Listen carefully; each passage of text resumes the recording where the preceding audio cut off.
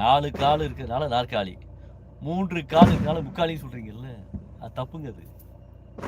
ஏன் தெரியுமா? 4 கால் இல்ல, 4 கால்கள் இருப்பதனால நாற்காலி கிடையாது.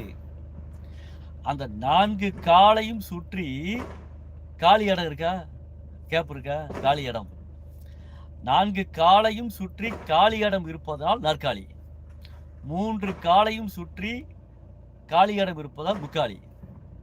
தெரிஞ்சுக்கிட்டீங்களா? அப்ப காலி என்றால் வெற்றிடம். வெற்றிடம் இருப்பதனால் தான் நாம் வாழ்ந்து கொண்டிருக்கிறோம். வெற்றிடம் இல்லை என்றால் நம்மால் வாழவே முடியாது. இப்ப வீடு இருக்கு, வீட்டுக்குள்ள வெற்றிடத்தினால உட்கார்ந்துருக்கோம். ஒரு பானை இருக்கு, அதுல தண்ணி எப்படி இருக்குது? வெற்றிடத்தினால தண்ணி இருக்குது.